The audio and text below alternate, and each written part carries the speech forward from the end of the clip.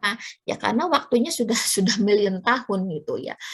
Kita tahu cerita dulu kalau evolusi itu selalu mengandalkan yang namanya sisa-sisa artefak atau artefak-artefak zaman dulu yang memang tertinggal. Artefak itu macam-macam kan, bisa bentuknya dalam bentuk fosil, sisa-sisa aja, artefak itu sisa-sisa kan, sisa-sisa peninggalan dulu. Entah itu bisa berupa telapak, entah itu bisa berupa tulang-tulang, atau misalkan batu-batuan, itu gambar dan segala macamnya itu. Ya, itu sebagai penanda ya, sebagai penanda untuk bisa merunutkan kekerabatan ya, kekerabatan dari perkembangan hewan atau dari evolusi hewan. Namun di zaman sekarang ya, sebetulnya kalau kita perhatikan ya, sesuai dengan keilmuan sekarang lagi bukan lagi bicara. Kalau misalkan evolusi bicara tentang tulang saja sudah ketinggalan zaman itu ya.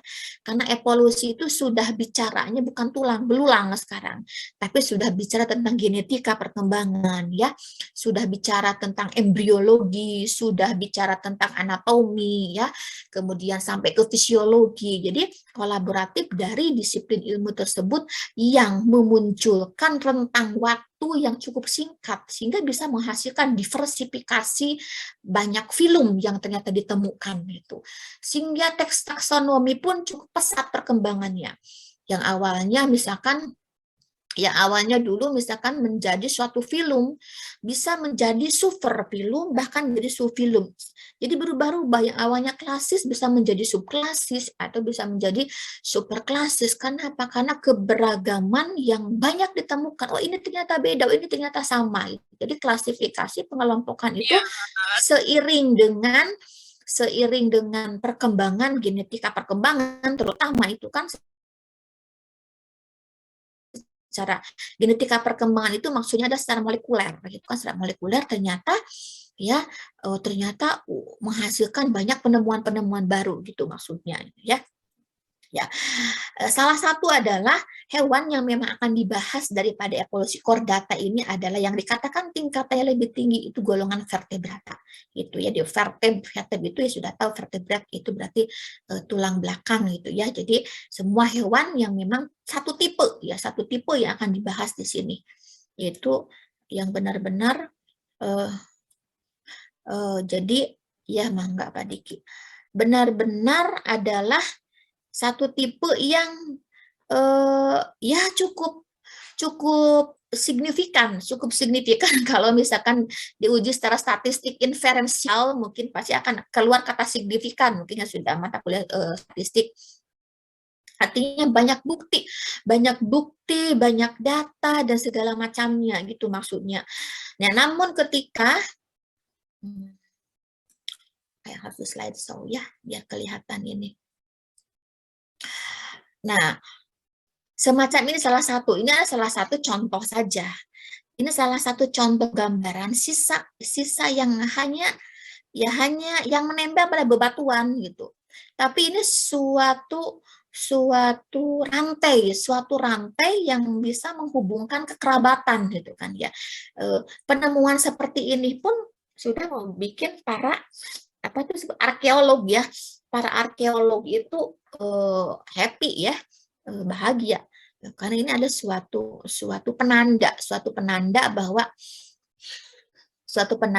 ternyata ditemukan jejak gitu ya, ditemukan jejak pada masanya ya, pada masanya kan sekarang sudah ada istilahnya bagaimana mengukur ini evolusi itu, walaupun ibu tidak tahu cara mengukurnya ya, tapi ibu tidak sempat tidak sempat juga berdiskusi banyak kebetulan sebetulnya tapi sudah almarhum ya dulu saudara ibu juga guru besar dan pernah menjadi kepala arkeolog nasional.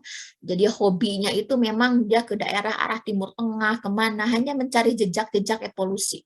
Itu evolusi pada masanya sebelum dikenal dengan istilah molekular.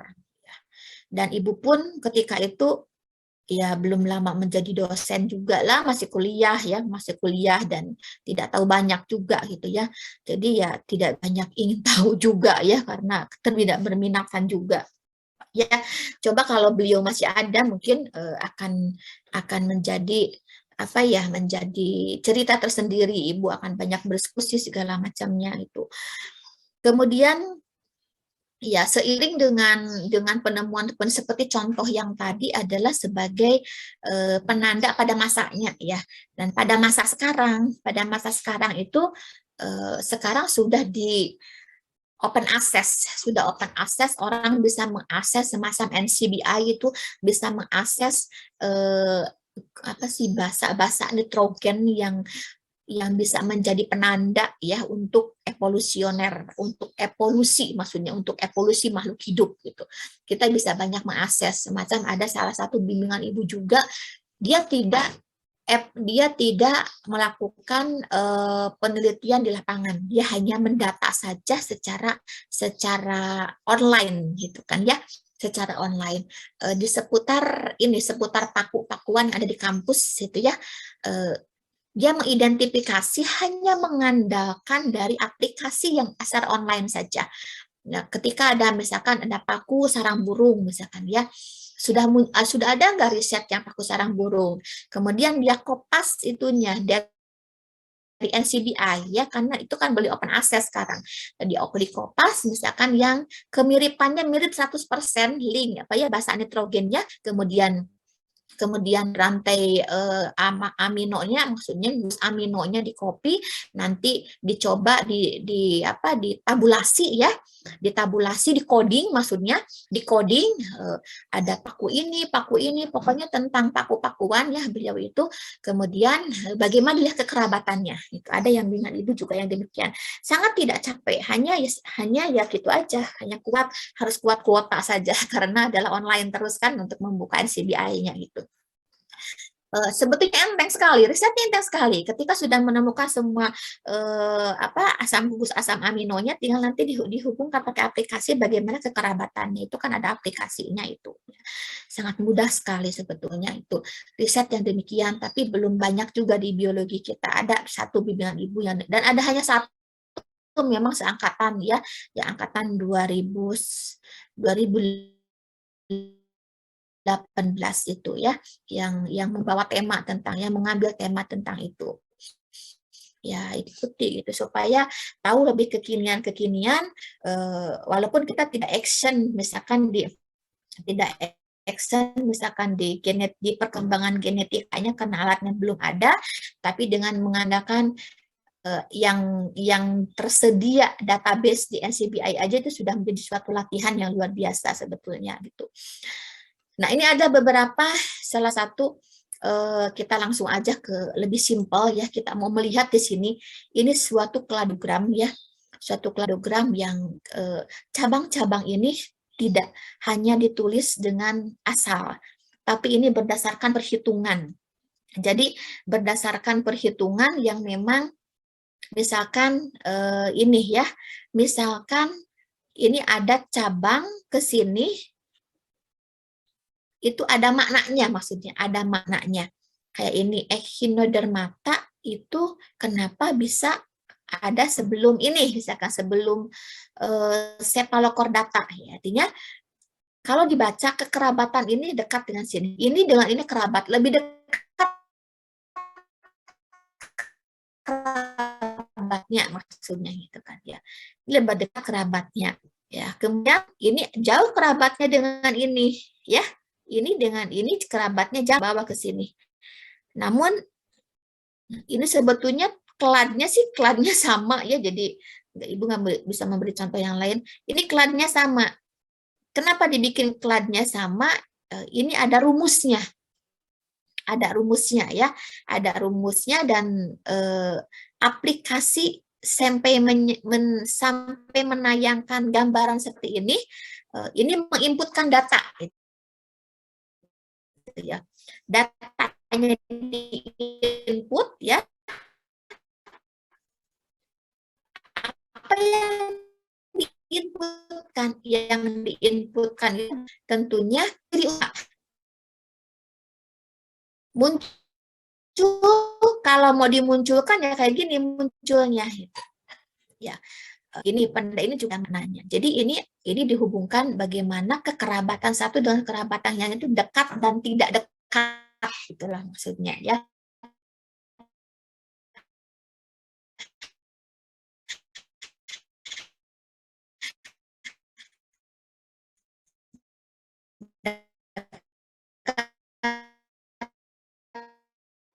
Dan tidak dekat itu. Oke, kita lihat, coba lihat kita satu-satu ya. Ini kenapa posisinya ada di sini ya? Dikatakan sebagai ada, sebetulnya sebelum ini harus ada penjelasan dulu apa itu deuterostom. Ya. Jadi ceritanya ketika perkembangan itu dimulai, gitu ya, perkembangan itu dimulai ketika terjadi vertifikasi, terjadi perubahan sebetulnya, jadi perubahan di masa embrioniknya, gitu ya. Di masa embrionik itu yang mengambil mata kuliah embriologi pada tahun cleavage, pembelahan itu kan selalu apa ya, senada itu membelah misalkan menjadi 4 menjadi 16, itu kan ada di, sehingga ada levelnya atau ada tahapannya dari mulai tahapan blastula. Ya, sebetulnya di perkembangan hewan itu yang disoroti itu hanya tahapan blastula dan gastrula, itu yang disorotin ya. Kenapa? Karena terjadi perubahan di masa blastula. Blastula itu kan semacam sel, pembelahan sel menjadi 4 dan mempunyai rongga yang kosong. Kosong itu artinya bukan tidak ada apa-apa, namun ya, namun punya blastosol. Jadi suatu tahapan, suatu embrionik yang memang ketika sel itu sudah berongga, gitu, berongga. Nah, rongga tersebut ya yang menyebabkan terjadi pada tahapan masuk ke gastrula untuk itu ya, perubahan susunan sel ya, ada perubahan susunan sel yang menyebabkan posisi sel-sel itu berubah ya. Ada yang menyebabkan apa tuh istilahnya itu, sebelum deuterostom, protostom ya, protostom itu adalah yang katakanlah yang pertama ya, yang pertamanya, bahwa mana bagian mulut dan mana bagian anus itu dicirikan dengan demikian gitu. Jadi ada tahapan yang memang menyebabkan posisi mulut dan anus itu menjadi berbeda, gitulah maksudnya. Itu ya. Misalkan ya, pada protostom ini saya tidak punya gambarnya, tapi mungkin nanti ditayangkan sama Pak Diki apa tuh gambarnya. Bagaimana pembelahan nanti, kebayangin ini aja, sel berempat, sel itu membelah menjadi 2 menjadi 4, lalu di dalamnya itu ada rongga ya, ada yang rongga tersebut, si sel itu kan tersusun dari sel epidermis, tepi-tepinya kemudian menjadi berubah bentuk menjadi melengkung, gitu kan, menjadi melengkung. Ketika menjadi melengkung terjadi perubahan posisi ya, terjadi perubahan posisi sel. Nah, perubahan posisi sel itu yang nantinya akan menjadi awal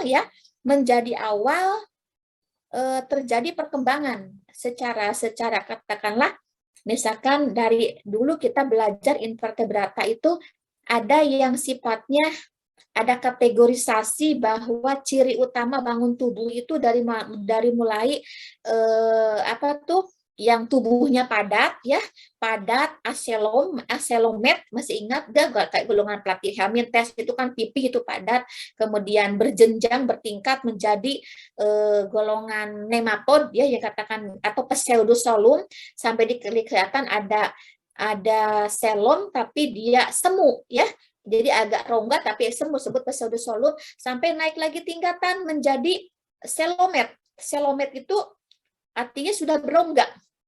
Telomer sudah berongga dan sepenuhnya dilapisi oleh mesoderm gitu kan. Nah, dari lapisan-lapisan ektoderm, mesoderm, kemudian endoderm, nah, terjadi diversifikasi, terjadi diferensiasi ya. Terjadi diferensiasi yaitu pada pembelahan gastrulanya. Nah, pada masa pembelahan gastrulanya tersebut katakanlah sebagai pembedanya itu ada yang pembelahannya spiral, ada yang pembelahannya radial ya. Ketika pembelahannya spiral gitu kan yang menyebabkan mulut itu berkembang, mulut yang awalnya tidak berkembang menjadi berkembang karena pelekukan selnya dari bagian blastopor, dari bagian lubangnya. Jadi bagian lubangnya sehingga terbentuknya rongga tubuh terbentuk ya, sehingga bisa dikatakan ini adalah hasil perkembangan dari golongan mesodermis atau mesodermnya gitu. Nah, kemudian yang protostom ya, yang deuterostom itu lebih kompleks dari yang barusan Ibu jelaskan. Sama-sama juga pada masa gastrulanya ya, tetapi dia mengalami pembelahan secara radial. Radial itu artinya bisa dibagi ke segala arah kan? Kalau mengenai istilah radial itu bisa dibagi ke segala arah gitu. Ya, sehingga anus ya, ini anus yang berkembangnya. Jadi anus yang memang berkembang dari blastopor. Kalau yang tadi mulut yang berkembang, kalau ini adalah anus yang berkembang dari blastopornya. Itu yang disoroti di pembelahan di perkembangan hewan itu pada masa blastula masuk ke dalam masa gastrulanya ya, nanti akan adanya dimple yang lebih ke dalam ya, lebih melekuknya lebih ke dalam sehingga menyebabkan diferensiasi sel yang lebih kompleks dari yang protostom itu. Nah, sehingga nenek moyang bisa dikatakan nenek moyangnya dari klad-klad yang tayang ini adalah pada masa kategorisasi pembelahannya deuterostom, bukan deuterostom itu. Nah, dari awal embrioniknya ini, pembelahan secara embrionik deuterostom inilah, makanya akan lebih kelihatan pembeda-pembeda atau penciri ya, penciri utama dari golongan-golongan ini. Ini yang muncul di sini adalah penciri-penciri utamanya gitu. Diawali dari adanya notokod ya, notokod. Apa saja sih yang muncul pertama kali itu? Ya ternyata ya penciri utama adanya notokod itu adalah sebagai awal juga nenek moyangnya golongan chordata gitu ya. Siapa aja ini? Ya berarti dimulainya dari sini ya. Di sini mulai dari sini, dari cephalochordata terus ke bawah. Jadi nenek moyangnya ke sini adalah ini berarti ya. Ini yang ada notokodnya gitu. Jadi dikatakan sebagai nenek moyangnya gitu. Kalau bicara nenek moyangnya yang golongan deuterostom, berarti kita bicaranya dari mulai sini. Dari mulai kemarin ada satu film Echinodermata yang dikatakan sister group ya ke dalam chordata. Ini. Nah, tapi bahasan kita dari sini ya. Dari sini yaitu dari mulai golongan yang sudah mempunyai notokod gitu. Kemudian ini kerabatnya dengan siapa? Kerabatnya ternyata setelah ini yang paling dekat itu cephalochordata ini ya. Ya, namun ada di sini jadi kedekatan ini berbanding dengan ini gitu. Jadi si urochordata sama mixin ini lebih dekat gitu ya. Lebih dekat ya. Kedekatannya lebih gitu ya. Dan agak jauh dengan cephalochordata. Namun satu nenek moyang dengan yang penciri notokod ini itu. Kemudian tapi urochordata dengan mixin di sini ya ada pembeda lagi